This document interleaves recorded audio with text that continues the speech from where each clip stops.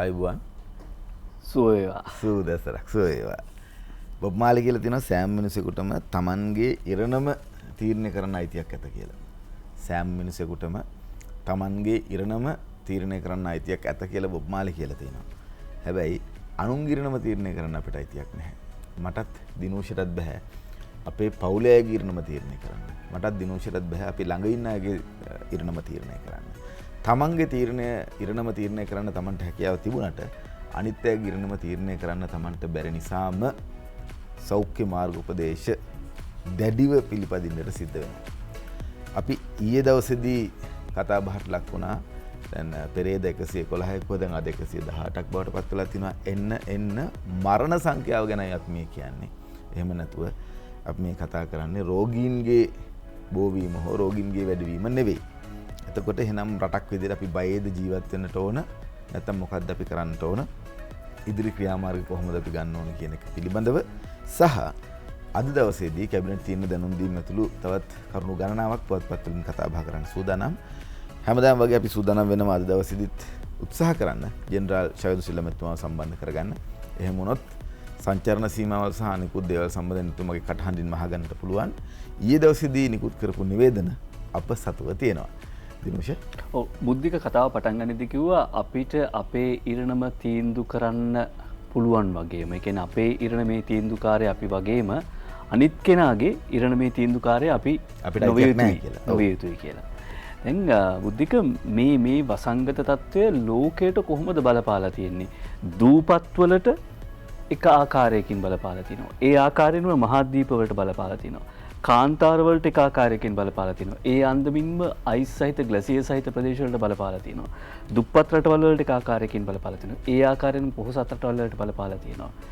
යුද තාක්ෂණය අතින් අංක 1 ඉන්න රටවල් වලට බලපාලා තිනවා. ඒ ආකාරයෙන්ම යුද තාක්ෂණ අතින් 15 ඉන්න රටවල් වලට බලපාලා තිනවා. ඒ කියන්නේ සියලුම දෙනාට එක ආකාරයේ බලපෑමක් තියෙනවා. සාමාන්‍යයෙන් වෛරසයක් එක්ක සීත රටවල් වලට ගැලපෙන විදිහට එහෙම නැත්නම් සීත රටවල් වල ඒ වෛරසය හොඳින් ප්‍රබලව ක්‍රියාත්මක වුණාට ඒක උෂ්ණ රටවල් වල එහෙම ක්‍රියාත්මක වෙන්නේ නැහැ.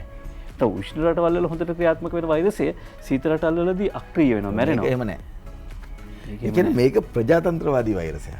අන්න ඒ නිසා තමයි කියන්නේ දැන් වෛරස් එක වුණත් ඒ කියන්නේ බුද්ධික කිව්වා වගේ දැන් ප්‍රජාතන්ත්‍රවාදී කියලා පොඩි නම්මශීලී ගතියක් තියෙනවා. ඒ කියන්නේ මේවා පැනලා හපා ගන්න නැහැ. හරිද?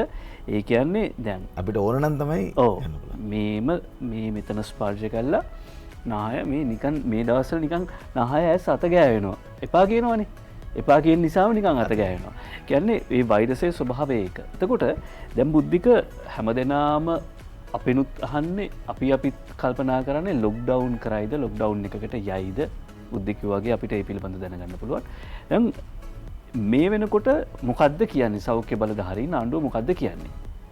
ගෙදරටම වෙලා ඉන්න අත්‍යවශ්‍යම දෙයකට ඇරෙන්න එළියට යන්න එපා. ගෙදරටම වෙලා ඉන්න. දැන් ලොක්ඩවුන් කරනවා කියන්නේ මොකද්ද? ගෙදරටම වෙලා ඉන්න එළියට ගියොත් දානවා අල්ලලා හිරේ. ওই දෙකනේ වෙනස. හරිද? මොකද මේ වෙනකොට ගෙදරටම වෙලා ඉන්න අවශ්‍ය කරන ඒ රෙගුලාසි සකස් කරලා තියෙන්නේ. ඒ රෙගුලාසි ප්‍රකාශයට පත් වෙලා තියෙන්නේ. දැන් ගිය සතියේ සියලුම රාජ්‍ය සේවකයන් රාජ්‍ය සේවයට වාර්තා කරන්න කියලා කිව්වොත් ඒක දැන් ආයේ අහෝසි කරලා තියෙනවා. ඒ කියන්නේ දැන් කියන්නේ ගෙදරටම වෙලා ඉන්න. එහෙම නැත්නම් ලොක්ඩවුන් කරනවා කියලා කියන්නේ ගෙදරටම වෙලා හිටියේ නැතොත් අල්ලලා දානවා හිරේ. දැන් හරිද? ඉතින් බුද්ධික මේක අර කතන්දරේ වගේ තමයි අර මහදෙන මුත්තගේ කතාවේ වගේ තමයි. දැන් එළුවා මුට්ටිය ඇතුළට ඔළුව දාලා තියෙන්නේ. හරිද? දැන් අපි ඉන්න තැනේ හැටියට රටක් විදියට ගත්තාම අපිට එළුවගේ ඔළුව බේර ගන්නත් ඕනේ. ඒ කියන්නේ එළුව බේර ගන්නත් ඕනේ, මුට්ටිය බේර ගන්නත් ඕනේ. අපිට එළියෙන් ඉඳලා බලලා ඕක මුට්ටිය බේර ගන්න බෙල්ල කපන්න. එතකොට මුට්ටිය බේරන එළුව නැහැ. හරිද? හැබැයි එළුව බේර ගන්න කියලා හිතේ මුට්ටියට පොල්ලකින් ගැහුවොත් මුට්ටිය නැහැ එළුව තියෙනවා. ඇත්තටම මේ දෙකම අපිට බේර ගන්න ඕනේ. අපිට එළුවත් බේර ගන්න ඕනේ, මුට්ටියත් බේර ගන්න ඕනේ. ඒක තමයි තියෙන ප්‍රශ්නේ. හැබැයි අර මහදැන මුත්තලා කියනවා වගේ එක්ක එළුවා එක්ක මුට්ටිය නෙවෙයි. ඔය දෙකම බේර ගන්න පුළුවන් විවිධ ක්‍රම ඇති. ලැටරල් තින්කින් කියලා දෙයක් ලෝකේ තියෙනවා. අඳුර එළුවත් නැහැ මුට්ටියක් නැහැ විද්දන්නේ. ඒක තමයි තියෙන වගකීම. ඒක හරියට කල්පනා කරන්නේ කර ගන්නවද නැද්ද කියන එක තමයි අපි විමසුම් බලන්න ඕනේ. අද ජාතික පුවත්පත් තුළ පුවත් එහෙම සෑහෙන තියෙනවා. ඒ අතරේ ලෝකෙ මේ වෙනකොට ලෝකෙ මේ වෙනකොට 20 කෝටි 47 ලක්ෂ 16924ක් ආසාදිතයෝ වාර්තා වෙනවා.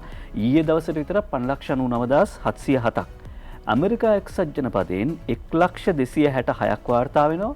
ඉන්දියාවේ ආසාදිතයෝ 36,316යි, බ්‍රසීලයේ 35,245යි. ඊට පස්සේ ඉරානයේ 39,139ක් කී වාර්තා වෙනවා. ඊට පස්සේ ඉන්දුනීසියාවේ 32,081ක්. මේ එක දවසකට වාර්තා වෙන රෝගීන් ප්‍රමාණය. ඊළඟට සමස්ත මරණ සංඛ්‍යාව 43,25,648ක් වාර්තා වෙද්දී ඊයේ දවසට මරණ 9,814ක් වාර්තා වෙනවා. ඇමරිකා එක්සත් ජනපදයේ 652යි. ඉන්දියාවේ 458යි. ඊළඟට බ්‍රසීලයේ 1,183ක් මරණ වාර්තා වෙනවා. ඊළඟට අපි ඉරානය සහ මොකද ඉරානයේ සෑහෙන මරණ වාර්තා වෙනවා. ඒ වුණාට ඉරානයේ පොතට වාර්තා වෙන ප්‍රමාණය නැත්නම් වර්ල්ඩොමීටර් වෙබ් අඩවිය වාර්තා කරන්නේ මරණ 508ක් ඊයේ වාර්තා වුණා කියලා. ඉන්දුනීසියාව සැලකුවොත් 2048ක් මරණ වාර්තා වෙනවා. ඒ ලෝකයේ තත්ත්වය. එතකොට ලංකාවේ තත්ත්වය කොහොමද කියලාත් අපිට කියන්න පුළුවන් බුද්ධික. සෞඛ්‍ය ප්‍රවර්ධන කාර්යාංශය අවත්කාලින කරනවා ඔවුන්ගේ වෙබ් අඩවිය. හරියටම ගත්තොත් ඊයේ රෑ 10:08ට ඒ අනුව ලංකාවේ සමස්ත ආසාදිතයන් සංඛ්‍යාව 3,39,092ක්. එයින් 2,98,162ක් සුව වෙලා ගෙදර ගිහිල්ලා තියෙනවා. බුද්ධික කිව්වාගේ ප්‍රශ්නේ තියෙන්නේ ආසාදිතයන් සංඛ්‍යාව නෙවෙයි. අතරමැදි ප්‍රතිකාර මධ්‍යස්ථානවල රෝහල්වල 35,708ක් ප්‍රතිකාර ලැබනවා කියලා කියනවා. නමුත් මරණ සංඛ්‍යාව 5,340යි. මරණ 5,340යි. ඊයේ දවසටත් අලුතෙන් 2,904ක් ආසාදිතයන් වාර්තා වෙනවා බුද්ධික. ඊයේ දවසට කීයද මරණ? ඊයේ දවසට මරණ 118ක් සෞඛ්‍ය සේවා අධ්‍යක්ෂ ජෙනරාල්වරයා වාර්තා කරනවා. ඊයේ දවසට මරණ 118යි ප්‍රජාතන්ත්‍රවාදී වෛරසය. ඔව්. ප්‍රජාතන්ත්‍රවාදය මුවාවෙන් වෛරස කිහිපයක් පහුගිය දවස්වල ආවනේ. අපි පිකටින් රැල්ලක් එහෙම ගත්තා. ප්‍රජාතන්ත්‍රවාදයෙන් පිකටින් කරලා ප්‍රජාතන්ත්‍රවාදයේ වෛරසය වැපුරුවා. දැන් ඔන්න ප්‍රතිඵල අපිට බලන්නට පුළුවන්. මිනිස්සුගේ ජීවිතවලට වැඩිය අනිකුත් දේවල් ඉල්ලීම් වැදගත් කියලා කතා කරා බහ කරා. ඒ වෙනුවෙන් පෙනී සිටියා. ඒ වෙනුවෙන් සටන් කරා. ආණ්ඩුවට පාඩමක් උගන්වන්න කියලා තමයි හැදුවේ. කවුද පාඩම ඉගෙන ගන්න කියලා දැන් බලා ගන්න පුළුවන්. ඉතාමත්ම ශෝචනීය තත්ත්වයන් පිළිබඳවයි අපිට මේ දවස්වලදී වාර්තා කරන්න.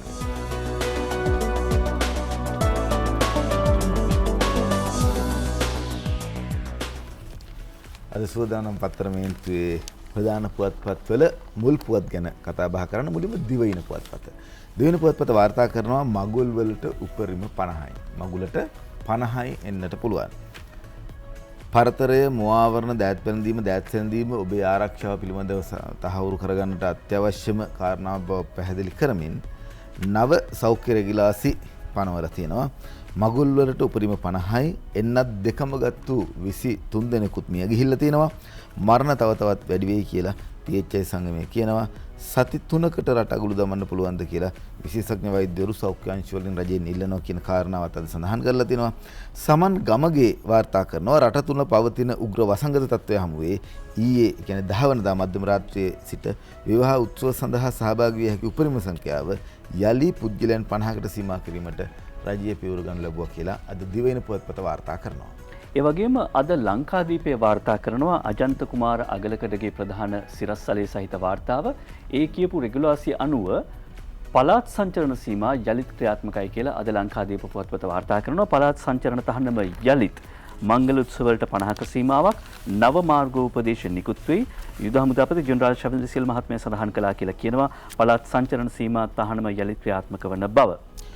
අරුණ පුවත්පතත් එම පුවතම වාර්තා කරලා තියෙනවා සෞඛ්‍ය මාර්ගෝපදේශ අලුත් කරයි අන්තර් පළාත් සංචරණ සීමා දැඩි වෙයි. අරුණ පුවත්පතයි මේ වාර්තාව ගෙනෙන්නේ. මංගල උත්සවයකට 50ට වැඩියෙන් බෑ සම්මන්ත්‍රණ රැස්වීම තහනම්. උජේදී වේකනායක තිස්රවින්ද පෙරරතම මේ වාර්තාව ඉදිරිපත් කරන්නේ අරුණ පුවත්පතට නිල රාජකාරී වෙන්ම අත්‍යවශ්‍ය ප්‍රවාහන සේවා කටයුතු හැර අන්තර් පළාත් සංචරණ සීමා තහනම දැඩිව ක්‍රියාත්මක කිරීමට ආණ්ඩුව තීරණය කරන බව යුද හමුදාපති ජෙනරාල් ශවින්ද්‍ර සිල්වා මහතා ප්‍රකාශ කරා කියලා සඳහන් කරනවා. විවාහ මංගල උත්සව සඳහා ශාලාවේ අසුන් ගැනීමේ දායකතාව නොසලකා අමුත්තන් 50 දෙනෙකුට පමණක් මංගල උත්සවවලට අවසර ලබා දීමට තීරණය කර ඇත. අමුත්තන් 150කගේ සහභාගීත්වයෙන් මංගල උත්සව පැවැත්වීමට හැකිව තිබූ මීට පෙර තීරණය මෙතන ඉඳලා අහෝසි වෙනවා කියලායි සඳහන් කරන්නේ. මහජන ඒකරාශී වීම වළක්වා ගැනීම සඳහා උත්සව සම්මන්ත්‍රණ හා අනිකුත් ක්‍රියාකම් තහනම් කිරීමටත් රජය තීරණය කරලා තියෙනවා කියලා යුද හමුදාපතිවරයා ප්‍රකාශ කරලා තියෙනවා. හරි වයිඩ් එකේ ඉඳිද්දිම පිටුවේ අනිත් පැත්ත පෙරලලා බැලුවා. ඒ අනුව අද මව්බිම පුවත්පත සඳහන් කරනවා අලුත් පනතක් ගෙනීමට නියමිත බව. වසංගත පාලනයට අලුත් පනතක් මව්බිම පුවත්පතට රු කාර්යවසම් තමයි ප්‍රධාන සිරස්තලයේ වාර්තා කරන්නේ. වැඩි බලතල පාර්ලිමේන්තුවට මණ්ඩලයේ සභාපති ජනාධිපති උපසභාපති අගමැති විපක්ෂ නායකත් ඇතුළත් කියලා වාර්තා කරනවා අද මව්බිම පුවත්පතට. රටේ උද්ගත වෙති COVID-19 වසංගතයේ අවස්ථාවකදී ක්‍රියා කළ යුතු ආකාරය මේ වගේ වසංගත අවස්ථාවකදී ක්‍රියා කළ යුතු ආකාරය තීන්දුව తీරන ගැනීම ආදී බලගැන්වීම සඳහා මහජන සෞඛ්‍ය සම්බන්ධයෙන් හදිසි තත්ත්වයක් ප්‍රකාශයකට කිරීමට මහජන සෞඛ්‍යයට අදාළ විශේෂ පීවර ගැනීමට සහ ඊට අදාළ හෝ මතුවන ගැටලු සම්බන්ධයෙන් පීවර ගැනීමට බලය ලබා දෙන පනත් කෙටුම්පතක් පාර්ලිමේන්තුවට ඉදිරිපත් කර සම්මත කර ගැනීමට රජය කටයුතු කරගෙන යනවා. ඒ අනුව මේ පනත මහජන සෞඛ්‍ය පිළිබඳ හදිසි පනතක් ලෙස ආණ්ඩුක්‍රම ව්‍යවස්ථාවේ 79 වන ව්‍යවස්ථා ප්‍රකාරව පාර්ලිමේන්තුවට ගෙනීමට තමයි ආණ්ඩුව සූදානම් වෙන්නේ කියලා අද මව්බිම පුවත්පතේ ප්‍රධාන සිරස්තල අතරේ වාර්තා කරනවා. අද පුවත්පතේ ප්‍රධාන සිරස්තලය ඉදිරිපත් කරන්න සූදානම් වෙන්නේ කිරිපිටි ආනයනික බදු සම්පූර්ණයෙන්ම ඉවතට කියලා අද පුවත්පත වාර්තා කරනවා. නවදා පවණි මේ වාර්තාව ඉදිරිපත් කරන්නේ කිරිපිටි වෙනුවෙන් පනවා ඇති ආනයනික බදු සම්පූර්ණයෙන්ම ඉවත් කිරීමට රජය තීරණය කර බව කැබිනට් ප්‍රකාශක ජනමාධ්‍ය අමාත්‍ය කෙහෙලිය රඹුක්වැල්ල මහතා ප්‍රකාශ කර සිටියා. ජනතාව අපහසුතාවයට පත් නොකර රජයේ ආදායම් අඩු කර හෝ මිල ස්ථාවරව පවත්වා ගැනීමට කැබිනට් මණ්ඩලයේදී තීරණයක් ගත් බව අමාත්‍යවරයා ප්‍රකාශ කරා. රජයේ ප්‍රවෘත්ති දෙපාර්තමේන්තුව ඊයේ පැවති කැබිනට් දැනුම් දීමේදී තමයි මේ පිළිබඳව සඳහන් කරලා තියෙන්නේ. අපි දිගින් දිගටම දැක්කා කිරිපිටි වල මිල සම්බන්ධයෙන් ඒ වගේම තමයි ගෑස් මිල වැඩි කරන්න කියලා පහුගිය කාලේ කතා බහ කරා. ඩොලරේ මිල එහා මෙහා වීම සහ පිටරට ඉඳලා භාණ්ඩ ආනයනය කිරීම සම්බන්ධයෙන් අපි අරගෙන තියෙන දැඩි ක්‍රියාමාර්ගات එක්ක මේ දේවල් සිද්ධ වෙනවා කියලා කිව්වා. රටක් විදිහට ගත්තාම රටේ ආර්ථිකය ශක්තිමත් කරන්නත් මේ වගේ මේ පැන්ඩමික් අවස්ථාවකදී එහෙම නැත්නම් ව්‍යසනයකදී කොහොමද අපි මුහුණ දෙන්නේ කියන එකට පොඩ්ඩක් පටිතද කරගෙන කටයුතු කරන්න ඕන. කොහොම කරත් රටේ ජනතාව ගැන හිතලා රජයේ ආදායම ගැන නොහිතා රජය තීන්දුවක් කරන් තිනවා. කිරිපිටි ආනයනික බදු සම්පූර්ණයෙන්ම ඉවත් කරලා තියෙනවා. අද දිනමින පුවත්පතේ ප්‍රධාන සිරස්තලයේ ඒකමයි කිරිපිටි සම්පූර්ණයෙන්ම බදු ඉවත් කරලා තිබෙනවා. ස්වර්ණ විජේකෝන් සහ සන්ධ්‍යා කරුණාරත්න වාර්තා කරන දිනමින පුවත්පතේ ප්‍රධාන සිරස්තලය පවුලේ කවුරු හරි ඉන්නවද අවුරුදු 18ට වැඩි කෙනෙක්? අපි ඇයි එහෙම කිව්වේ කියලා විරාමයෙන් පස්සේ අපිට පුළුවන් ජාතික පුවත්පත් වාර්තා කරන පුවත් අතරේ පුවත් ගුණුවේ ඒ පුවත පිළිබඳව ඔබට කියන්න.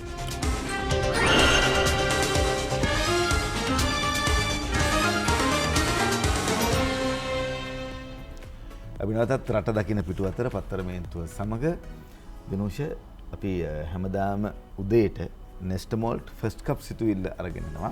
නෙස්ටමෝල් තමයි අපේ ප්‍රධාන අනුග්‍රහක දායකත්වය. ඔවුන් ඔබට සඳහන් කරලා තියෙනවා. ඔබගෙන් ඉල්ලීමක් කරලා තියෙනවා. හැමෝටම සිතුවිලි එනවා. මේ සිතුවිලි වලින් හොඳම සිතුවිල්ල නෙස්ටමෝල්ට් වෙත ලියලා එවන්න කියලා නෙස්ටමෝල්ට් Facebook පිටුවට ලියලා එවන්න පුළුවන්කමක් තිබුණොත් එයින් හොඳම දේ අපිට පුළුවන් ඉදිරිපත් කරන්න. අද බලමු නෙස්ටමෝල්ට් ෆස්ට් කප් සිතුවිල්ල මොකක්ද කියලා. අචිනි රණසිංහ තමයි අද නෙස්ටමෝල්ට් ෆස්ට් කප් සිතුවිල්ල හිමිකාරිය. ඔබේ ඉලක්කය සපුරාගත නොහැකියයි සිතා කිසි විටක මගහරින්න එපා. ධනාත්මක සිතුවිලි සහ උත්සාහය ඔබට බොහෝ දේ ලබා දෙනු ඇත. අචිනි රණසිංහගේ සිතුවිල්ල මේ අද ෆස්ට් කප් සිතුවිල්ල බවට පත් වෙනවා නෙස්ටමෝල්ට් පේජ් එකට ඇය ලියනවා.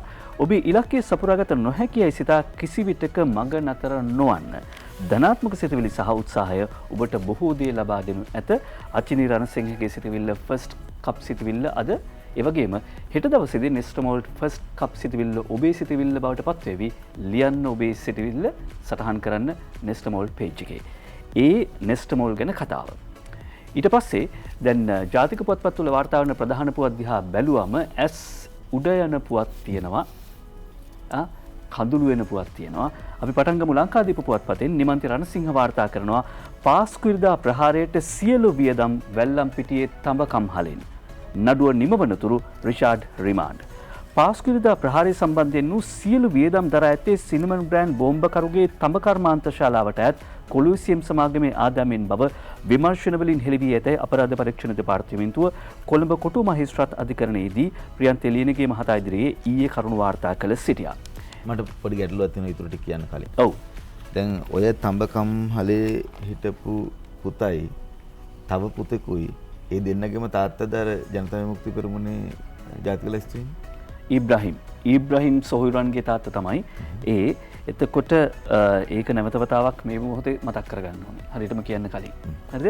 කොහොමුණත් අපරාධ පරීක්ෂණ දෙපාර්තමේන්තුව ඊයේ අධිකරණය හමුවේ කරුණු සඳහන් කළේ පාස්කු ඉරිදුන බෝම්බ ප්‍රහාරයේදී සිනමන් ග්‍රෑන්ඩ් බෝම්බේ සිද්ධිය සම්බන්ධයෙන් 7 වන සැකකරු විදියට හිටපු අමාත්‍ය රිෂාඩ් බදූදීන් මහත්මයා අධිකරණයට ඉදිරිපත් කරනවා කියලා. මේක තමයි මේ පුවතේ විශේෂ වැදගත්කම බුද්ධික. ඒ තමයි මේ බෝම්බ ප්‍රහාරයේ සිනමන් ග්‍රෑන්ඩ් බෝම්බ ප්‍රහාරයේ සිද්ධියේ 7 වන සැකකරු විදියට රිෂාඩ් බදූදීන් මන්ත්‍රීවරයා සමගි ජන බලවේගයේ මන්ත්‍රීවරයා අධිකරණයට ඉදිරිපත් කරනවා කියලා ඊයේ සඳහන් කරනවා. මේ ප්‍රශ්න කිරීම් වලදී හෙළිවෙච්ච කරුණු ඊයේ අධිකරණය හමුවේ ප්‍රකාශයට පත් වෙනවා. අපරාධ පරීක්ෂණ දෙපාර්තමේන්තුව සඳහන් කරනවා ස්වාමීනි සිනමන් ග්‍රෑන්ඩ් හෝටලේ බෝම්බ ප්‍රහාරයට අදාළව මේ සැකකරු 7 වන සැකකරු ලෙස අධිකරණයට ඉදිරිපත් කරන අතර එහි ස්වයං ඝාතන බෝම්බකරු වූ ඉන්ෆාස් අහමඩ් නැමැත්තාගේ ගණදෙනු සම්බන්ධයෙන් මේ විශේෂ විමර්ශනයක් සිදු කළා. මෙහි ස්වයං ඝාතකයාට තිබුණේ තඹ ආශ්‍රිත කර්මාන්ත ශාලාවක්. ඔහු තඹ පිටරට යවුවා. එහි ප්‍රධාන ශාඛාව තිබුණේ කොළඹ පිටකොටුවේ කොලෝසියම් පෞද්ගලික සමාගම වශයෙන්. දැන් මේ තඹ කර්මාන්තකරුවන්ට දෙනවනම් දෙන්න ඕනේ විදිය මේකයි කියලා ඒ කාලේ ජනාධිපති ලේකම් උදය ආර් සෙනවිරත්න මහත්මයා චක්‍රලේඛයක් නියෝගයක් නිකුත් කළා තිබුණා. ඊට පිටින් ගිහිල්ලා මේ උදවියට තඹ ලබා දෙන්නේ රිෂාඩ් බදූදීන් කර්මාන්ත අමාත්‍යවරයා විදියට. එතකොට තමන්ට තඹ ලබා දෙන්න කියලා මේ ස්වයං ඝාතකයා ඉල්ලීමක් කරලා තිබෙනවා. තීරණය කරන්නේ අමාත්‍යංශයේ බහර අමාත්‍යවරයා විදියට රිෂාඩ් බදූදීන් නැත්නම් මේ 7 වෙනි සැකකාරයා. මේ විදියට තඹ ලබා දෙන්න කියලා නිර්දේශ කළා තියෙන්නේ අතිරේක ලේකම්වරයෙකුව සිටි සුබ්‍රමණියම් කියන කෙනා. මේ සම්බන්ධයෙන් ඔහුගෙන් ප්‍රකාශ ලබා ගන්න ඔහු ගැන විමර්ශනය කරද්දී මේ වන විට ඔහු විදේශගත වෙලා රටෙත් නැහැ.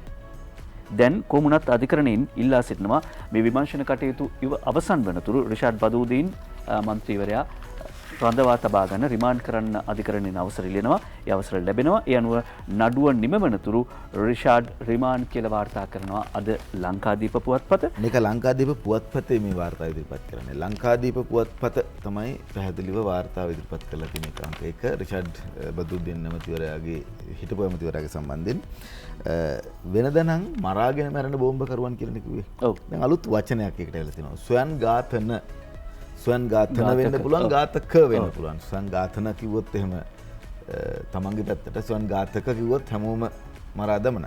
කොහොමවත් අලුත් වචනත් ඉදිරිපත් වෙනවා මේ කාරණාවත් එක්ක. මේ කලින් අපිට මතක තිබුණේ මරාගෙන මැරෙන බෝම්බකරුවන්. ඒ කියන්නේ කොටින්ගේ කාරණාවේදී මරාගෙන මැරෙන මිනිස් බෝම්බ කියලා කිව්වා.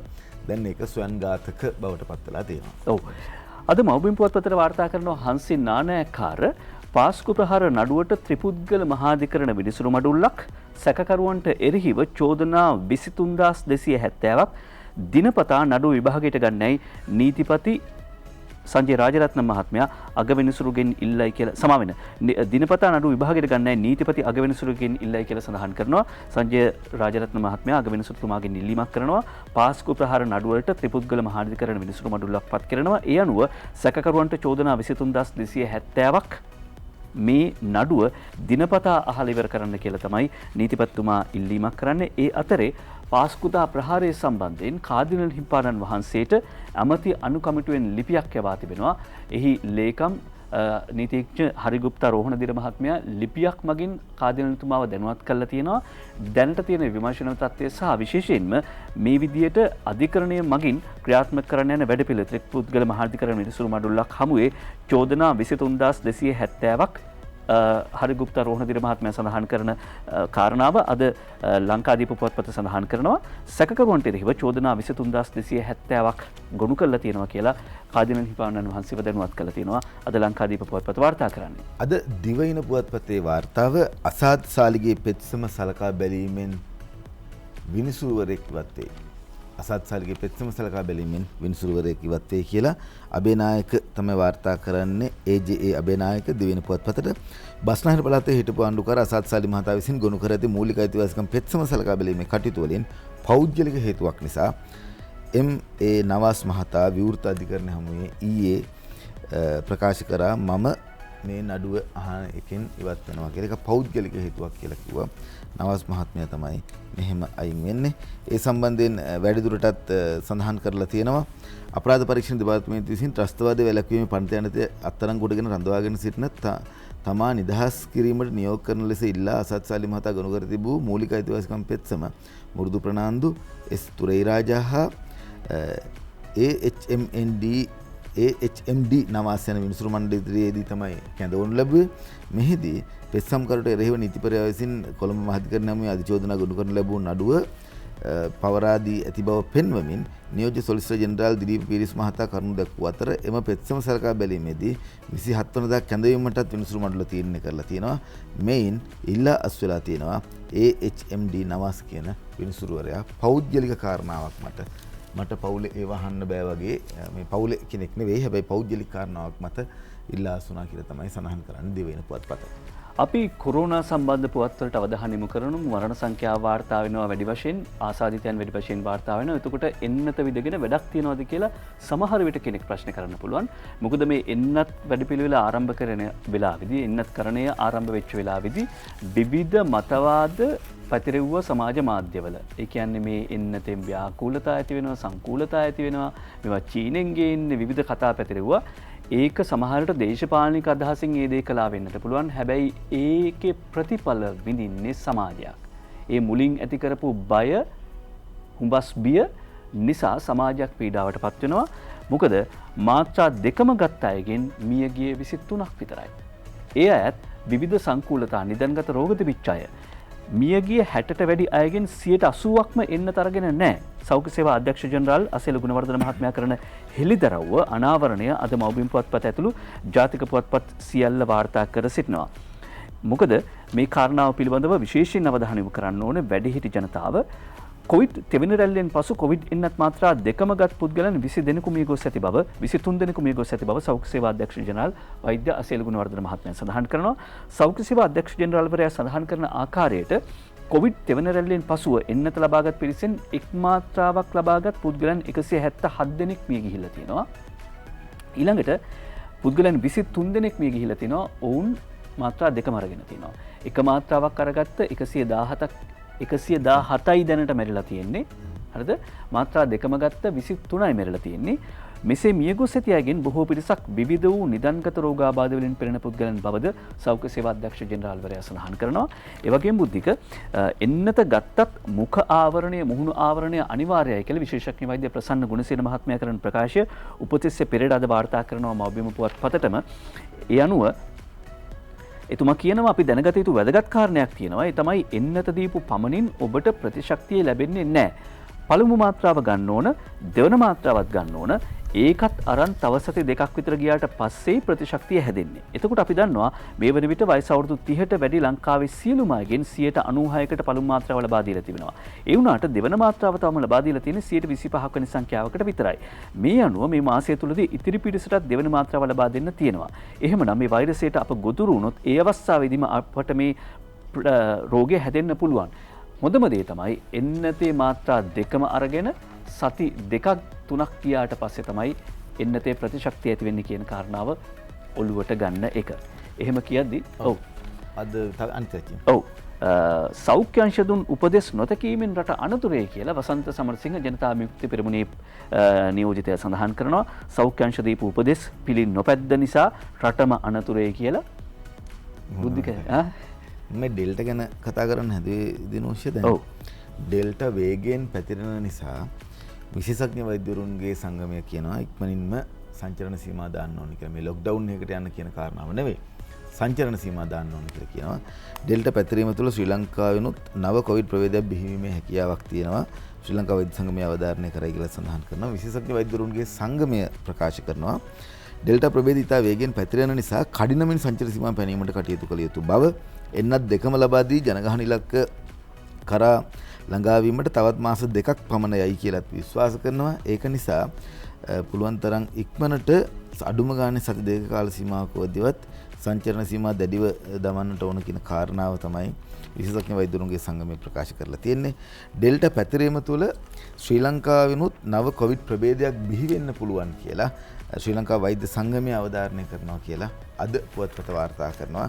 ඩෙල්ටා පැතිරීම තව කොවිඩ් ප්‍රභේදයක් බිහිවීමේ අවධානයක් තියෙනවා කියන එක. මොකද මේ ඩෙල්ටා ප්‍රභේදයත් වෙනස් වෙන්නට පුළුවන්. දිනෝෂ මීට කලින් අපි පැහැදිලි කළ දුන විෂය ප්‍රාමාණිකයන් කොහොමද මේ වෛරසයේ පැතිරීම සහ වෛරසයේ වෙනස් වීම ගැන සඳහන් කරන්න කියලා. වෛරසයේ බලපෑම හැමෝටම එකයි. ඒක සීත වෙන්න පුළුවන්, උණුසුම් වෙන්න පුළුවන්. ඒක ප්‍රජාතන්ත්‍රවාදී විදිහට කටයුතු කරනවා. වෛරසයේ බලපෑම හැමෝටම එකයි. හැබැයි එහි ටිකක් වේගය වැඩි වෙන්නට පුළුවන්. නැත්නම් යම් අයට ඒ බලපෑන තත්ත්වය තමන්ගේ ශරීරයේ තියෙන තත්ත්වයත් එක්ක වෙනස් වෙන්නට පුළුවන්. මෙන්න මේක නිසා තමයි කතාව ඉදිරිපත් කරලා තියෙන්නේ.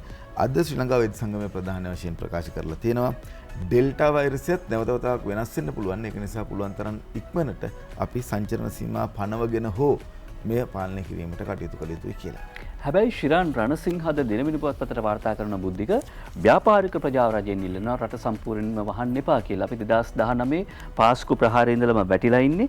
ඒ නිසා සුළු හා මධ්‍ය පරිමාණ ව්‍යාපාර කඩා වැටිලා තියෙනවා. ඒ නිසා රට වහලා දාන්න එපා කියලා රට සම්පූර්ණයෙන්ම වසන්න එපා ව්‍යාපාරික ප්‍රජාව රජයෙන් ඉල්ලයි කියලා කියද්දී ඊයේ කැබිනට් මාධ්‍ය සාකච්ඡාවේදී අමාත්‍ය කෙහෙලි රඹුක්වැල්ල මහත්මයා කියපු ප්‍රකාශය අද දිනමින වාර්තා කරනවා. ඒ තමයි අත්‍යවශ්‍යම වූහොත් පමණක් ඇඳිරි නීතිය දාන්න වෙනවා. අත්‍යවශ්‍යම වුණොත්ම පමණක් රට තුළ ව්‍යාප්ත වන කොවිඩ් ප්‍රසංගතය තුළ අත්‍යවශ්‍ය තත්ත්වයක් ඇති වුවහොත් පමණක් ඇඳිරි නීතිය ක්‍රියාවට නැංවීමට සිදු වන බව කැබිනට් ප්‍රකාශක ජනමාධ්‍ය අමාත්‍ය ආචාර්ය කෙහෙලි රඹුක්වැල්ල මහතා පැවසුවායි කියලා දිනමින වාර්තා කරද්දී අවුරුදු 18ට වැඩි සියලුම දෙනාට මාත්‍රා 2ම දෙන්න සූදානම්. අවුරුදු 18ට වැඩි අය පවුලේ ඉන්නවද කියලා ඇහුවේ අන්න ඒ නිසා. සැප්තැම්බර් වන විට කොවිඩ් එන්නත් මිලියන 32ක් ලැබෙනවා. ඒ කියන්නේ අපේ ජනගහනයට වඩාත් මිලියන 10ක් විතර වැඩි. සැප්තැම්බර් වන විට කොවිඩ් එන්නත් මිලියන 32ක් ලැබෙනවා. කොවිඩ් මර්ධන එන්නත් මේ විදිහට ලැබෙන නිසා වයස අවුරුදු 18ට වැඩි සියලුම දෙනාට එන්නත් මාත්‍රා 2ම ලබා දීම සඳහා සූදානම් බව ඊයේ අමාත්‍යවරයා සඳහන් කර සිටියා. ඒ වගේම ඊට අමතරව සෞඛ්‍ය සේවකයන්ට තෙවන මාත්‍රාව දෙන එක පිළිබඳවත් සාකච්ඡාවක් ගැනී තිබෙනවා. සෞඛ්‍ය සේවකයන් අවදානමක් දරාගෙන මේ මොහොතේදී වැඩ කරන්නේ. සෞඛ්‍ය සේවකයන් කරන කාර්යභාරය අපි අගය කරන්න ඕන. සෞඛ්‍ය සේවකයන් මහජන සෞඛ්‍ය පරීක්ෂකවරුන් දක්වා මේ ගැටෙමින් ආසාදිතයන් එක්ක නිතර ගැටමින් වැඩ කරන උදවිය ඔවුන් දැන් අවුරුදු 1කමාරක් විතර තිස්සේ අඛණ්ඩව මේ විදිහට මේ රැලි පිට රැලි එද්දි ඔවුන් වැඩ කරගෙන යනවා. කෑමක් බීමක් නැහැ හරියට පවුල් සමාජිකයෝ අනතුරේ.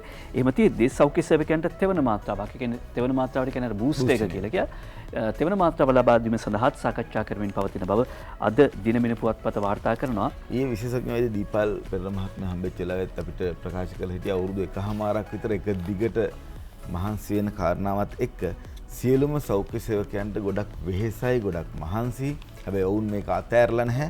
ඒ නිසා ඒ පිළිබඳව දැනුවත්ව කටයුතු කරන්න කියන කාරණාව මතක් කරා. කිලෝ 6ක් 7ක් එතුමගෙත් අඩු වෙලා තියෙනවා කියලා කිව්වා. සාමාන්‍ය විදියට මෙන්න මේකයි තියෙන්නේ. අර එක දිගට විවේකයක් නැතුව දිගින් දිගටම වැඩ කරන්න ගියාට පස්සේ විශේෂ ප්‍රාගුණ්‍යයට වැඩිය අනිකුත් පැත්තෙන් ගත්තට පස්සේ ඔවුන්ගේ වෙහෙස මහන්සියත් එක්ක තවත් සමහරක් අකටයුතුකම් වෙන්නට ඉඩ තියෙනවා. හැබැයි සෞඛ්‍ය අංශ ගොඩක් මහන්සි වෙනවා මේ රට පරිස්සම් කරගන්න.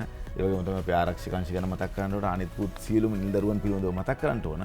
ඔබටත් මටත් වගකීමක් තියෙනවා කියන එක තමයි අපි මේ දිගින් දිගටම ඔබට සිහිපත් කරන්නේ. ඒ අතරේ ලංකාදීප පුවත්පත කියන බුද්ධික ගම්පහ දිස්ත්‍රික්කයේ ආසාදිතයෝ 7000ක් ගෙවල් වල ඉන්නවා. මේ අයව හඳුනගෙන අධීක්ෂණය කිරීමේ කටයුතු ආරම්භ කරලා තිබෙනවා කියලා ඊයේ වාර්තා කරනවා.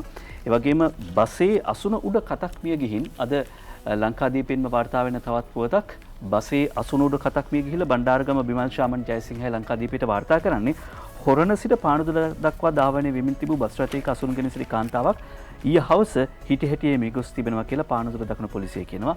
ඇයට කොවිඩ් තිබුණද නැද්ද කියන එක තවම වාර්තා වෙන්නේ නැහැ. තියෙන්නත් පුළුවන් නොතිබෙන්නත් පුළුවන්. මේක තමයි අවදානම. ඒ නිසා අවදානම දැනගෙන සූදානමින් ඉන්න එක තමයි වඩාත්ම සුදුසු. රට යනවද? රට යනවා නම් එන්නත ගන්න හමුදා රෝහලට එන්න කියලා ජෙනරාල් ශවෙන්ද්‍ර සිල්වා මහත්මයා කරන ඉල්ලීම අද ලංකාදීප පුවත්පත වාර්තා කරනවා. සුජිත් හේවාජුලිගේ වාර්තා කර සිටින බුද්ධික මේ පුවත විදේශ රැකියාව සඳහා පිටත් වෙන අය තමන්ට අවශ්‍ය එන්නත ලබා ගැනීම සඳහා යුද හමුදා රෝහලට හැකි ඉක්මනින්ම පැමිණෙන්නයි කොවිඩ්-19 පැතිරීම වැළැක්වීමේ ජාතික ක්‍රියානීති මධ්‍යස්ථානයේ ප්‍රධානී ජෙනරාල් ශවෙන්ද්‍ර සිල්වා මහත්මයා සඳහන් කළා කියලා කියනවා අද ලංකාදීපය. ඒ වගේම වයස අවුරුදු 60ට වැඩි පිරිස් සමාජයේ තවත් ඉන්නවා. ඒ අයව ඉක්මනින්ම දැනුවත් කරලා එන්නත ලබා ගැනීම සඳහා යොමු කරන්න කියන ඉල්ලීම සමාජයට කරනවා.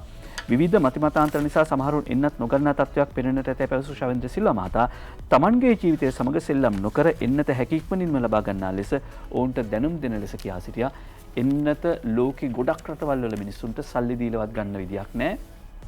ලංකාවේ නොමිලේ එන්නත් මාත්‍රා 2ම ලබා දීලා දැන් තුන්වන මාත්‍රාවත් සූදානම් වෙනවා. ඒ නිසා මේ අවස්ථාවෙන් ප්‍රයෝජන ගන්න. එන්නත ලබා දීපු බොහෝ රටවල් අවුරුදු 60ට වඩා වැඩි අයට විතරයි දීලා තිබුණේ. එහෙම නැත්නම් සේවය කරන රට වෙනුවෙන් සේවය කරන කණ්ඩායම් වලට විතරයි දීලා තිබුණේ. අපේ රටේ සියලුම දෙනාට අවුරුදු 30ට වඩා වැඩි සියලුම දෙනාට එන්නත් කරණය මේවලට කරමින් පවතිනවා. දැන් 18ට වැඩි අයටත් එන්නත් කරණය ආරම්භ කරමින් තියෙනවා. බුද්ධික මම හිතන්නේ ගෑස් කතාවට යන්න හැදුවේ. ඉඩ දෙනවා නම් හරිද? බුද්ධික මේ 1390 කියන දුරකථන අංකය මතක තියාගන්න එක හොඳයි. 1390 1390 කියන දුරකථන අංකය අද අරුණ පුවත්පත විශේෂ තීරුවක් වෙන් කරනවා. කොරෝනා ආසාදිතද ඉන්නේ ගෙදරද මෙන්න පිළිපැදිය යුතු කරුණු කියලා. හරිද? වරුණ පෙරමුණයි මේක සකස් කරන්නේ. හොඳ විවේකයක් ලැබිය යුතුයි. කොරෝනා ආසාදිතද ඉන්නේ ගෙදරද මෙන්න මේක මතක තියාගන්න. හොඳ විවේකයක් ලැබිය යුතුයි. හොඳින් වාතාශ්‍රය ලැබෙන කාමරයක සිටිය යුතුයි.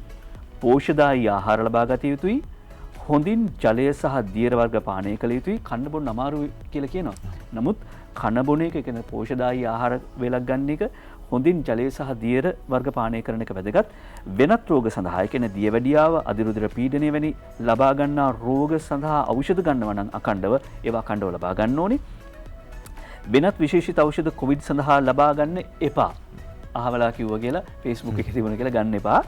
විවේකීව සිටින විට නිවස තුල පියවර 30ක් 40ක් ඇවිදීමෙන් ඔක්සිජන් අවශ්‍යතාව පිළිබඳ පරීක්ෂා කළ හැකියි. මෙහිදී හතිය ඇති නොවේ නම් ආසාදිතයාට ඔක්සිජන් අවශ්‍යතාවක් නොමැත. අඩි 30ක් 40ක් නිකන් ඇවිදලා බලන්න. ඒ වගේම උණ පවතී නම් පැරසිටමෝල් පෙති 2ක් ලබා ගත යුතුයි. ආසාදිතයා හොඳ නිින්දක් ලබා ගත යුතුයි. එමගින් ආසාදිතයාගේ ප්‍රතිශක්තිය වර්ධනය වෙනවා. ශ්වසන අපහසුතා ඇතනම් 1390 අංකයට කතා කරන්න ඕනේ. 1390ට කතා කරන්න ඕන ශ්වසන අපහසුතාවක් තියෙනවා නම් කොරෝනා තත්ත්වය පිළිබඳවම කතා බහ කරපු නිසා මම අරුණ පුවත්පතේ තෝරගන්නවා B4 කියන ප්‍රවෘත්තිය. නයන තරංග ගමගේ තමයි B4 වාර්තා කරන්නේ. ආසාදිතයන්ට අද අවශ්‍ය ඇඳන් සහ ඔක්සිජන් කියලා රාජිත සේනාරත්න හිටපු සෞඛ්‍ය අමාත්‍යවරයාගේ ප්‍රකාශය. අද කොවිඩ් වසංගතයෙන් රෝග වන ජනතාවට අවශ්‍ය ඇත්තේ රෝහලේ ඇඳන් සහ ඔක්සිජන් බව සමග ජන බලවේගයේ පාර්ලිමේන්තු මන්ත්‍රී හිටපු අමාත්‍ය දොස්තර රාජිත සේනාරත්න මහතා ප්‍රකාශ කරා. රජය වහාම මැදිහත් වී මෙම අවශ්‍යතා දෙක සම්පාදනය කළ යුතු බව තමයි එතුමා පෙන්වලා දෙන්නේ. ඉදිරියේදී දිනකට 200ක් මරණ තත්ත්වයට පත්වීමට බොහෝ විට ඉඩ තියෙනවා. ඒ නිසා කේන්දර බලබල ඉඳලා හරියන්නේ නැහැ. ඉතාමත් ඉක්මනින් මේ වැඩ කටයුතු කරන්න කියලා එතුමා උපදෙස් දීලා තියෙනවා අද අරුණ පුවත්පතට. ඔයා වැඩ්ඩන් දෙසන බණවැනි කියලා කතාවක් තියෙනවා. කොරෝනා නැසීමේ අභියෝගය කියලා විශේෂඥ වෛද්‍ය සංගමේ උපසභාපති ශ්‍රී ලංකා වෛද්‍ය සංගමේ උපසභාපති විශේෂඥ වෛද්‍ය මනේල්ක සුමනතිලක මහත්මයා ශ්‍රී ලංකා වෛද්‍ය සංගමේ උපසභාපති විශේෂඥ වෛද්‍ය මනේල්ක සුමනතිලක මහත්මයා එක සංවාදයක් කරනවා බිඟුන් මේනක ගමගේ. ඒ අනුව සැබවින්ම රජය ජන ජීවිතය පවත්වාගෙන යමින් සමාජීය කටයුතු සඳහා ඉඩ දී තිබෙන්නේ කොන්දේසි සහිතවය. පූර්ණ සෞඛ්‍ය ආරක්ෂිත පිරිවර අනුගමනය කරමින් ක්‍රියා කරන්නට. එහෙත් ජනතාව මේ ලැබූ අවස්ථාවෙන් ක්‍රියා කිරීමේදී අප දකින්නේ සෞඛ්‍ය ආරක්ෂිත ක්‍රමවේද අනුව වගකීමෙන් කටයුතු කරන බවක් නොවේ. මියාමේ ප්‍රතිශතයේ 1.5ක සීමාවේ තැබීම ගැන වුව අප සැලකිලිමත් විය යුතුයි. මේ ප්‍රතිශතය මේ මට්ටමින් හෝ පවත්වාගෙන යන්නේ සංකූලතා සහිත ආසාදිතයන්ට ඔක්සිජන් ලීටර් ගණනින් පොම්ප කරමින්. ඉතින් කවරෙකු හෝ ඒ අව탁සේරු කරන්නට ක්‍රියා කරන්නේ නම් එය දැනම තත්ත්වය වර්ධවා ගැනීමක්. මේ ගානට හෝ මරණ පාලනය කළ තියෙන 1.5 ප්‍රතිශතයේ තියාගෙන ඉන්නේ ඔක්සිජන් පොම්ප කරමින් කියලා ඔහු සඳහන් කරන විශේෂඥ වෛද්‍යවරයා. ඒ වගේම එන්නත්කරණය මේ වන විට රටේ ප්‍රශස්ත මට්ටමින් සිදුවන්නට තිබේ. එහෙත් පුද්ගලිකගේ ප්‍රතිශක්තිය වැඩෙන තැනට එන්නට නම් දෙවන එන්නතදී මාසයක්වත් ගත වෙන්න ඕනේ. ප්‍රසන්න ගුණතිලක මහත්මයා සඳහන් ගුණසේන මහත්මයා සඳහන් කරපු කාරණාවම තවදුරටත් විශේෂඥ වෛද්‍ය මනේල්ක සුමනතිලක මහත්මයා කියනවා අපි ආයෙ කියන්නෙත් බුද්ධික හේතුවක් ඇදුවනේ. රට සතුව ගෑස් සංචිත පවතිනවා කියලා අද පුවත්පත වාර්තා කරනවා B10. සම කැබිනට් ප්‍රකාශක වෙවලිය මාත්‍ය රමේෂ් පතරණ මහත්මයා තමයි ඊයේ ප්‍රකාශ කරේ. ඊයේ සාකච්ඡාවක් තිබුණා.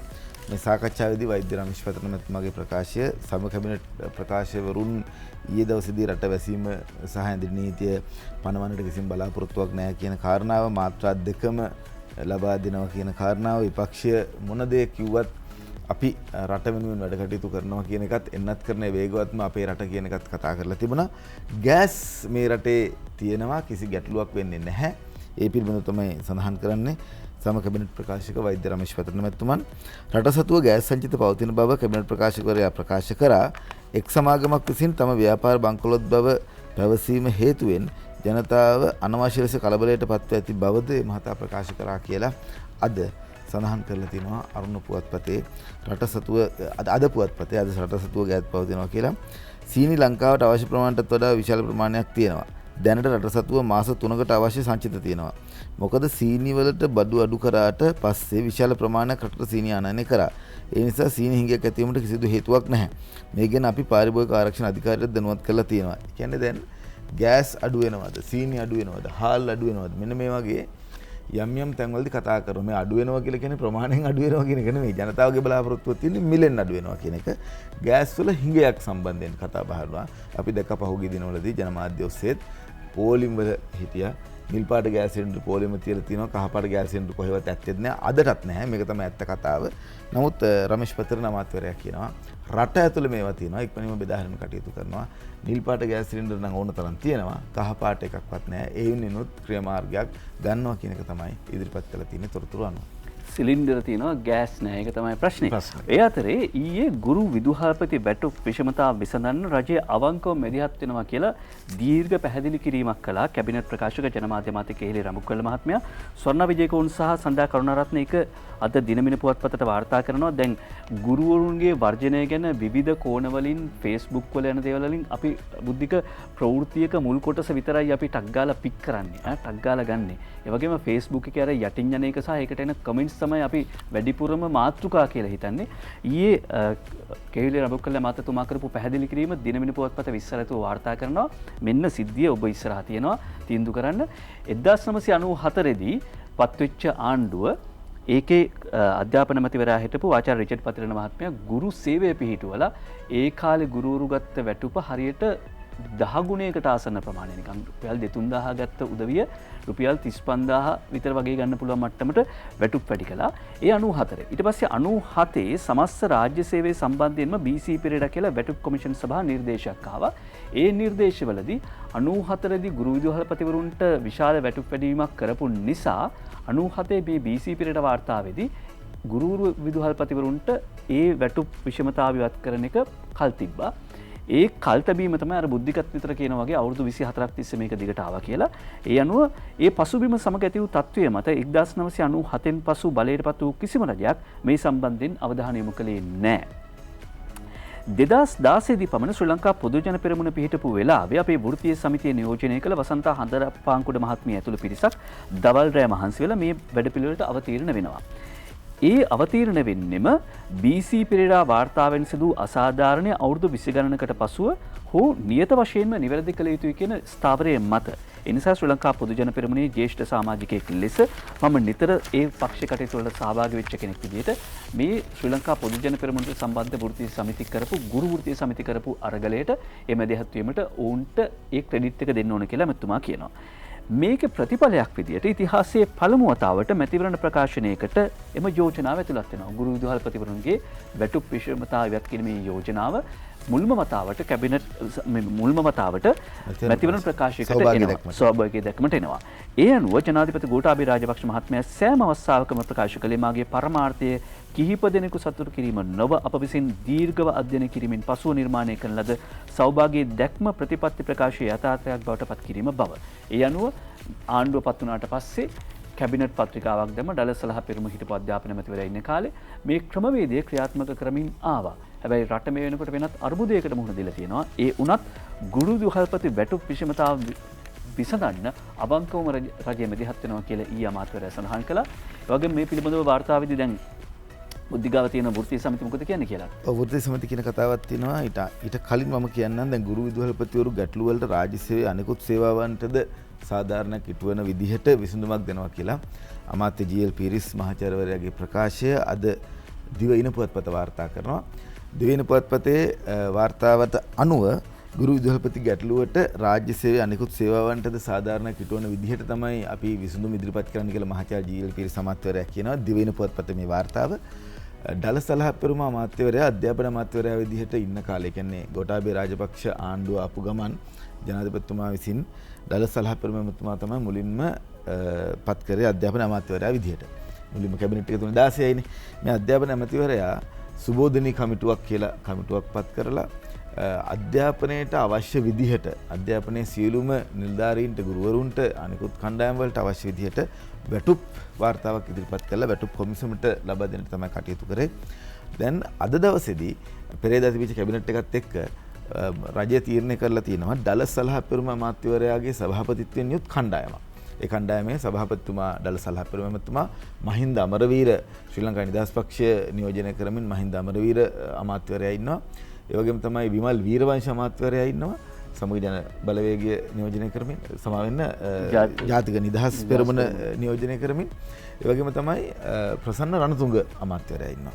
දැන් මේ ප්‍රසන්න රණතුංග අමාත්‍යවරයා කියන්නේ පොදු ජන පෙරමුණේ ප්‍රබල සමාජිකයෙක්. එතකොට මෙහෙම 4 දෙනෙක් ඉදිරි සතිය ඇතුළතදී සියලුම සංගම් එක්ක සාකච්ඡා කරලා අපිට කොතනටද යහකි තැන BCP වාර්තාවට එනවද නැත්නම් සුබෝධනී කමිටු වාර්තාවට එනවද නැත්නම් ඕන ඉල්ලන වෙන යම් කාරණාවකට එනවද මොකද්ද කියන එක පිළිබඳව වාර්තාවක් ඉදිරිපත් කරන්න කියලා කියනවා. කොහොම වුණත් උත්තරේ හම්බෙන්නේ අයවැයෙන් තමයි. හැබැයි ඊට කලින් කැබිනට් එකට ඉදිරිපත් කරන්න කියලා තියෙනවා. මොවුන් 4 දෙනාට දළ සලහප්පෙරුම විමල් වීරවංශ මහින්ද අමරවීර සහ ප්‍රසන්න රණතුංග මේ අමාත්‍යවරු 4 දෙනාට කියලා තියෙනවා.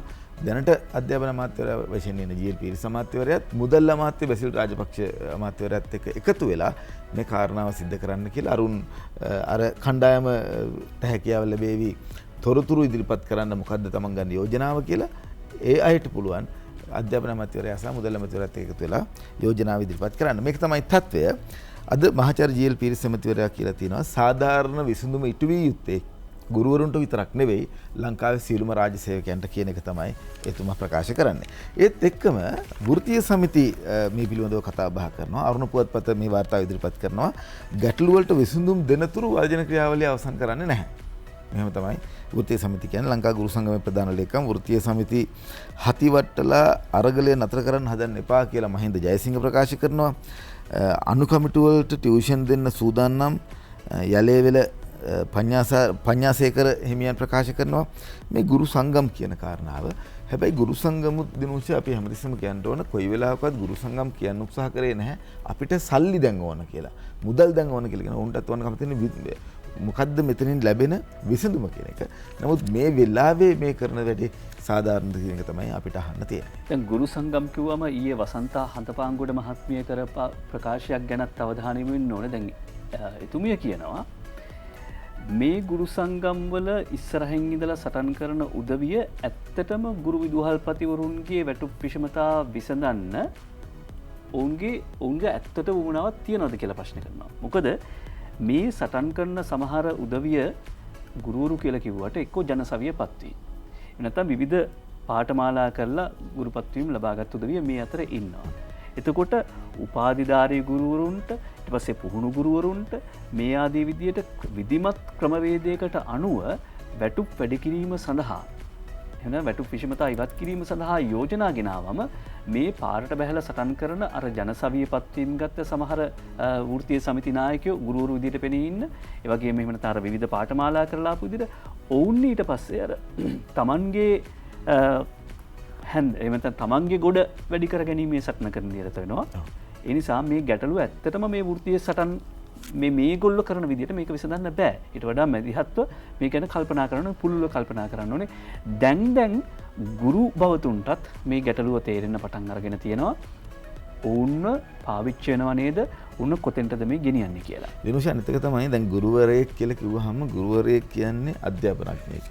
එතකොට ලංකාවේ ගුරුවරු කියන්නේ කවුද මොන මට්ටමේ ඉඳලාද කියන්නේ ඉගැන්වීම් කරන සියලුම දෙනාම ගුරුවරු තමයි. හැබැයි ඔවුන්ගේ මට්ටම් කොහොමද කියන එක පිළිබඳව ඉගෙන ගත්තු කණ්ඩායම් සහ ඉගෙන ගනිමින් පවතින කණ්ඩායම් අතර වෙනස.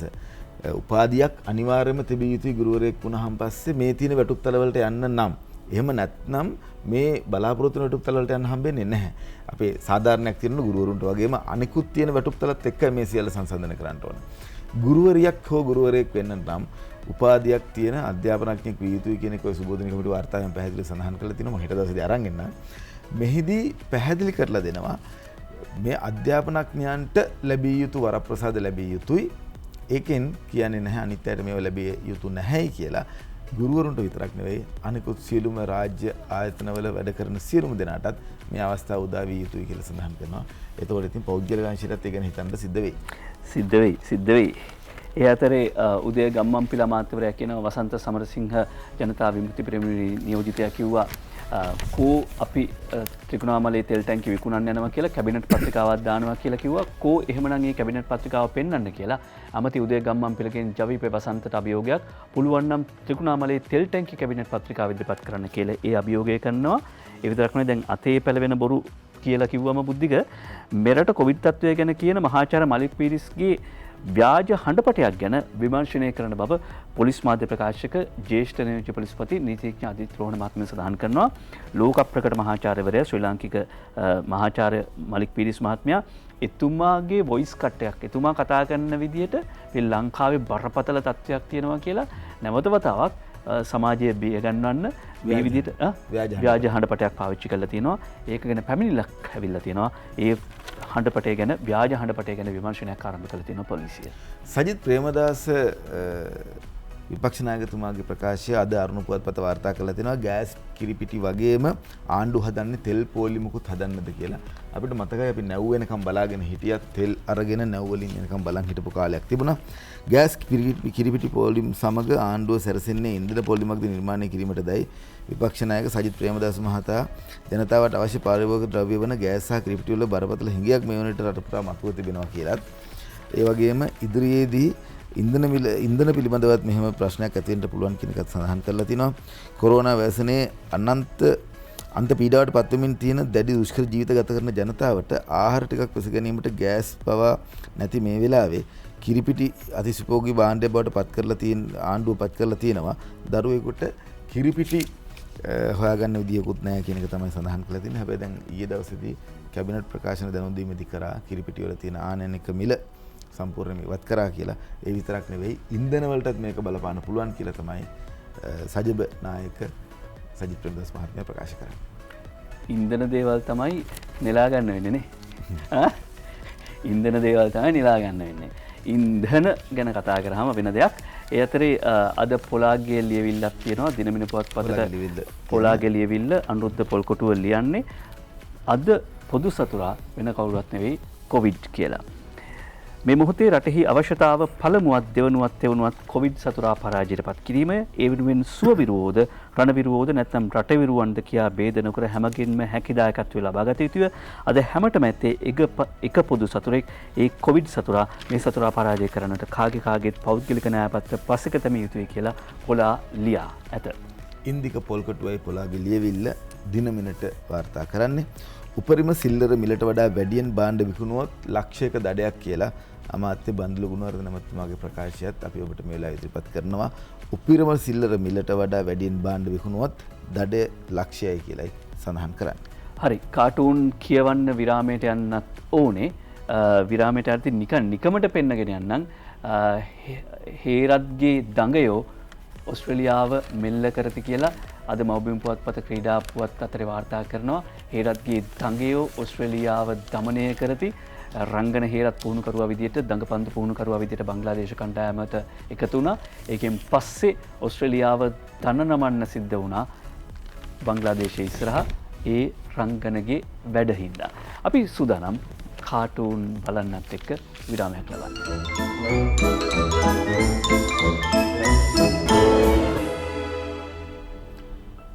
කාටුන් කියවීමේ වෙලාව. දිනමින පුවත්පතේ අංජන ඉන්ද්‍රජිත් ඔහුගේ කාටුනේ නිර්මාණය කරනවා. කොවිඩ් වැළැක්වීමේ ජාතික ක්‍රියානීතියට ගල් ගහන්න පටන් අරන් තිනවා රනිල් වික්‍රමසිංහ හිටපු අග්‍රාමාත්‍යතුමා. අමුදරවහල කොවිඩ් එන්නත කොවිඩ් පැතිරීම පිළිබඳ වැළැක්වීමේ ජාතික ක්‍රියාන්විත මධ්‍යස්ථානය මෙන්න මෙහෙම තමයි අංජන ඉන්ද්‍රජිත් ගල් ගහන්න පටන් අරන් තියෙන ඡායාරූපය නැත්නම් ඒ නිර්මාණය කාටුනේ නිර්මාණය කරලා තියෙන්නේ. රටේ මුල්ලේ මුදන්නායක කවි දෙක ඇත්ත නැත්ත කියලා ලියන්නෙත් ওই සිද්ධිය අලලාම තමයි. යුද හමුදාව සුව අංශය දිවාරයේ වෙහෙසිති මදින්නට කොවිඩ් සමාජයේ මේ පිළිබඳ නායකයා එජාපයේ හමුදා යෙදුම නුසුදුසු බව කියාතියේ කටයුතු කරන විට හමුදා මැදිහත්ව සෙබලෙකුගෙන්ම එන්නතගෙන සුවපත්ව මේ ලෙස කියන හැටි පුදුමයි වල්මත්ව හමුදාවට තිබේ තුති පැසසුම් අත්ව. රට වහන්න කියලා පෙනහළු දෙක කියනවා. රට වහන්න එපා කියලා ආමාශය කියනවා. මේක නිර්මාණාත්මක සහ ඇත්ත කතාව. රට වහන්න කියලා ජනාධිපතිතුමාට පෙනහළු කියනවා. රට වහන්න එපා කියලා බඩ වියත රැක ගන්න කණ්ඩායම් කියනවා. දැන් අවුරුද්ද කාලේ ඉඳලම බන්දුල ගුණවර්ධන මහත්මයා ඡණ්ඩිය වෙලානේ කියන්නේ සතොසේ ගණන් බැස්සුවා. ඊට පස්සේ එළියෙත් ගණන් අඩු වෙලා තියෙනවා. ඡණ්ඩිය වෙලානේ ඉන්නේ. ඡණ්ඩිය යනවා කඩේට මල්ලත් අරගෙන යනකොට කිරිපිටිත් නැත ගෑසුත් නැත. කිරිපිටිත් නැත ගෑසුත් නැත. අද අංජනගේ කාටුන් දිනමිනේ එජාපය බලයට එනවා නම් ජනතාව ඉතාමත්ම කැමතියි කියලා සමන් රත්නප්‍රිය කියනවා. නැත්තම් පහුගිය ඡන්දෙදී අපි ඒක දැක්කනේ. රංචගොඩ ළමයාගේ කවි දෙක අද අරුණ පුවත්පතට ලියන්නේ. කුලියා පිටියේ පැත්තේ කෝ විලක් තුල දැරියක කෙලෙසා පූසාරියෙකු විසින් පොලිස් ඇසට වැලි ගසමින් වහන් වෙලා සැඟවී සිටි අල්ලපියව් බොටුවෙන් ඌ දරු පැටවුන් වැඩිපුර කම්බස් වන්නේ පන්සල් පල්ලි කෝවිල් තුල වාගේය. ධර්මිෂ්ඨ සමාජයක් හැදූ ජේ.ආර්.ට ඔප්පු වෙච්චාවේ මේ හිරිකිත ප්‍රවෘත්ති. පංකජ රවින්දගේ සරදම් ලංකාදීප පුවත්පතේ රනිල් මහත්තයා මොනවද අර කියවන්නේ? ලෝකෙට පරගාසේ ගෙදරට මරගාතේ. ලෝකෙට පරකාසේ ගෙදරට මරගාතේ. ජයරත්න වික්‍රමසිංහගේ ෆේස්බුක් කාටුනේ එකත් පොකට් කාටුනයක් දෙවෙනි පුවත්පතේ රට පුරා ගෑස් හිඟයක්ලු. කලබල වෙන්න දෙයක් නැහැ. ඇමතිවරුන්ගේ ගෑස් තියෙනවන්නේ. අද පුවත්පතේ ජනරානි ලස්සනට කවි කියන්න පුළුවන්. මේක වෙත් ඉතින් ලස්සනට කියන්න. අද පුවත්පතේ ජනරානි කොරෝනා මර්ධනයෙන් ලෝකෙ එකට ආවා කියලා කෑ ගැහුව නේද? දැන් මොකද වෙලා තියෙන්නේ? ලොකු වෙනසක් නැහැ. අපි මරණ වලින් හරි එකට එනවා කියලා ඔන්න ජනරානි කියනවා. විදුර අබේනායක දවසේ 14 ලියන්නේ දැන් දරුවන්ගේ ප්‍රශ්න වලට කමිටුවක් පත් කරන්නේ කවද්ද කියලා අහලා ගුරු ගැටලුවට දැන් අනු කමිටුවක් ඇත. එන අයවයින් ඉටුවන හීනයක් නැත. සිසු පරපුරට තවමත් ඉගෙනුමක් නැත. එයටත් කමිටුවක් පත් කළ යුතුව ඇත. කමිටු පත් කරමු. අපි පරිස්සම් වෙමු කියන එක මතක් කරන්න කැමතියි. මුවාවරණ පැනඳගෙන පරිස්සමෙන් ඉන්න. ගිහිල්ලා එන්න. ලස්සන දවසක්.